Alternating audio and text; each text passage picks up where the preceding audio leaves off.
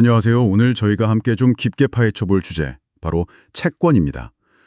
경제 뉴스 보다 보면 자주 듣는데, 뭐랄까, 채권 가격이랑 금리는 반대다, 장단기 금리 역전됐다, 이런 말들 나오면 여전히 좀 어렵잖아요. 네, 그래서 오늘은 유튜브 채널 슈카월드 코믹스의 채권 설명 영상을 바탕으로요, 이 복잡해 보이는 채권의 핵심 원리만 쏙쏙 뽑아서 한번 제대로 알아보겠습니다. 도대체 왜 금리가 오르면 채권 가격은 떨어지는 건지, 그리고 그렇게 안전하다는 미국 국채를 잔뜩 샀던 실리콘밸리 은행, SVB 있잖아요. 거긴 또 왜 갑자기 그렇게 위기를 맞았는지 오늘 그 이유를 확실하게 이해하실 수 있을 겁니다. 네, 반갑습니다. 채권 하면 보통 그냥 고정된 이자 따박따박 주는 거 이렇게만 생각하기 쉬운데요. 사실 그 이면에는 가격이 변동한다는 아주 중요한 특징이 숨어 있거든요.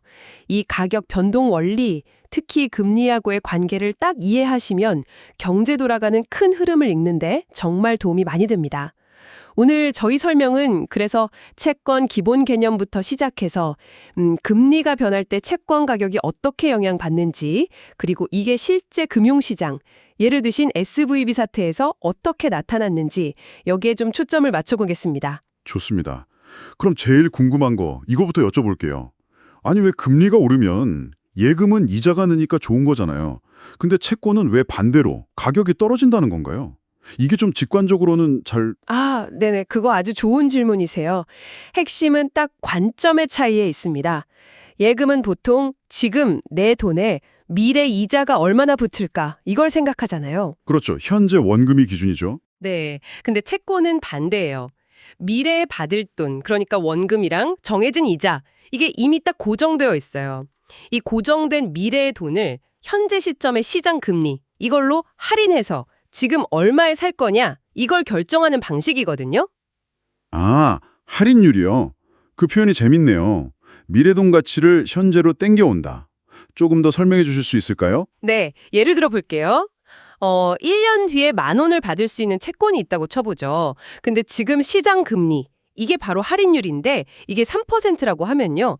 이 채권의 현재 가치는 10,000원을 3%로 할인해야 하니까 대략 한 9,700원, 그 정도가 되는 거예요. 네, 10,000원보다는 싸게 사는 거군요. 그렇죠. 그런데 만약에 시장 금리가 5%로 올랐다. 그럼 어떻게 될까요? 할인율가 높아졌으니까 더 싸게 사야 하는 거 아닌가요? 맞습니다. 10,000원을 이제 5%로 할인해야 하니까 현재 가치는 약 9,500원 정도로 더 내려가겠죠. 그러니까 결론은 할인율인 금리가 오르면 채권의 현재 가격은 떨어진다. 백화점 세일 할인율 높아지면 물건값 싸지는 거랑 같은 원리예요. 이제 좀 감이 오네요. 미래 받을 돈은 정해져 있는데 그걸 현재로 땡겨오는 그 할인율, 즉 시장 금리가 계속 변하니까 가격이 막 오르락내리락 하는 거군요.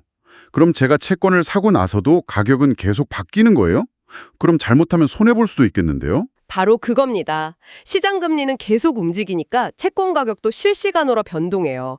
만약에 제가 9,500원에 샀는데 좀 있다가 금리가 3%로 내려갔어요. 그럼 제 채권 가격은 9,700원으로 오르겠죠. 오, 200원 이득. 네, 평가 이익이 생기는 거죠. 근데 반대로 금리가 더 오르면 평가 손실이 날 수도 있고요. 물론 만기까지 쭉 가지고 있으면 약속된 원금하고 이자는 받아요. 근데 중간에 팔아야 할 일이 생기거나 아니면 더 높은 금리로 투자를 다른 좋은 기회를 놓치는 거잖아요. 이런 기회 비용이 발생할 수 있다는 점, 이게 중요합니다. 그렇군요. 바로 이 가격 변동하고 만기까지 버티기 어려울 수 있다는 점, 이게 그 실리콘밸리 은행 SVB 사태의 핵심이었네요. 진짜 안전하다는 미국 국채를 그렇게 많이 샀는데 왜 갑자기 문제가 터진 건가요? 네, SVB는 고객들한테서 받은 예금이 대부분 단기 자금이었어요. 근데 이 돈으로 뭘 샀냐면 만기가 아주 긴 미국 국채에 많이 투자한 거죠. 짧게 빌려서 길게 투자했다. 그렇죠. 단기로 조달해서 장기로 운영해서 그 금리 차이를 먹으려는 이런 걸 만기 미스매치 전략이라고 하거든요. 이게 평소에는 괜찮아요. 수익도 나고. 근데 미국 연준이 인플레이션 잡겠다고 기준금리를 정말 예상보다 훨씬 빠르고 또 가파르게 올렸잖아요. 그때 상황이 완전히 급변한 겁니다. 금리가 확 오르면서. 네, 금리가 오르니까 두 가지 문제가 동시에 빵 터진 거예요. 첫째는 고객들이 다른 데는 금리 더 많이 주네? 하면서 예금을 막 빼가기 시작했어요. 돈 찾아가기 시작했군요. 그렇죠. 둘째는 금리가 오르니까 SBB가 가지고 있던 그 장기 국채 가격이 폭락을 해버린 거죠. 고객들 돈 내주려면 국채를 팔아야 하는데 가격이 폭락했으니까 이걸 헐값에 팔 수밖에 없었고, 손해보고 팔아야 했네요. 네, 그러면서 막대한 손실이 현실화되니까 결국 파산 위기까지 간 거죠. 아무리 안전자산이라도 만기까지 못 버티고 급하게 팔아야 하면 이렇게 위험해질 수 있다. 이걸 아주 극명하게 보여준 사례입니다. 결국 그 만기가 긴 채권일수록 금리가 변할 때 가격이 더 크게 움직인다. 즉, 금리 변동 위험이 훨씬 크다는 거군요. SVB가 이 부분을 너무 안일하게 본 거네요. 정확합니다. 핵심을 딱 짚으셨어요. 그래서 채권 투자를 할 때는 단순히 만기만 볼 게 아니라 듀레이션이라는 지표를 같이 꼭 봐야 합니다. 듀레이션이요. 그건 뭔가요? 듀레이션은 쉽게 말하면 금리가 1% 변할 때 채권 가격이 대략 몇 %나 변하는지 그 민감도를 나타내는 지표라고 보시면 돼요. 그냥 만기랑은 좀 다른 개념인데 예를 들어 듀레이션이 7년이다 이러면 금리가 1% 오를 때 채권 가격은 대략 7% 정도 하락할 수 있다. 이런 의미예요. 와, 7%나. 네. 듀레이션이 길면 길수록 금리 변화에 따른 가격 충격이 훨씬 커지는 거죠. 위험 관리에 아주 필수적인 개념입니다. 그렇군요. 듀레이션 이거 꼭 기억해야겠네요. 아, 그리고 뉴스에서 보면 장단기 금리 역전 현상이 경기 침체 신호다. 이런 얘기 많이 하잖아요.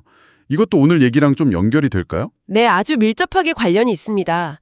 보통은 만기가 긴 채권, 장기 채권 금리가 단기 채권 금리보다 더 높아요. 네, 오래 묻어두는 위험이 있으니까요. 그렇죠. 일종의 위험 프리미엄이죠. 근데 중앙은행이 기준금리를 막 급격하게 올리다 보면 단기 금리가 장기 금리보다 오히려 더 높아지는 현상이 나타날 때가 있어요. 이걸 장단기 금리 역전이라고 부르는 거죠. 이게 왜 중요하냐면 시장 참여자들이 단기적으로는 금리가 더 오를 것 같고 위험하다고 보지만 길게 봤을 때는 경제가 안 좋아져서 미래 금리는 오히려 낮아질 것 같다. 이렇게 예상한다는 아주 강한 신호거든요. 아, 장기 전망이 비관적이라는 뜻이군요. 네. 그래서 이게 경기 침체 전조 증상으로 해석되는 경우가 많은 겁니다. 와, 오늘 진짜 채권에 대해서 제대로 배운 느낌입니다. 그냥 뭐 이자나 받는 안전자산 이 정도가 아니라 금리에 따라서 가격이 막 출렁이는 굉장히 역동적인 자산이라는 걸 알게 됐어요. 특히 그 만기 미스매치 위험이나 듀레이션의 중요성은 정말 확실히 와닿네요. 맞습니다. 채권의 세계가 생각보다 더 깊고 또 파고들면 흥미로운 부분들이 정말 많습니다. 오늘 나눈 이야기 말고도 사실 고려할 게 더 있긴 하죠. 그래서 마지막으로 여러분께 한번 생각해 볼 만한 질문을 하나 던져드리고 싶어요. 요즘처럼 금리가 좀 높은 시기에는요, 과거에 금리가 낮을 때 발행돼서 채권 표면에 적힌 이자율, 즉 쿠폰 금리는 낮아요. 근데 액면가보다는 훨씬 싸게 할인돼서 거래되는 채권들이 있거든요. 아, 할인채 말씀이시군요. 네, 맞습니다. 이런 할인채가 세금 측면에서 특히 금융소득 종합과세 대상이 되시는 좀 고액 자산가분들께 왜 매력적인 투자 대안이 될 수 있을까? 이 질문에 대한 답을 한번 곰곰이 생각해 보시면 아마 채권 투자의 또 다른 아주 중요한 측면을 발견하실 수 있을 겁니다.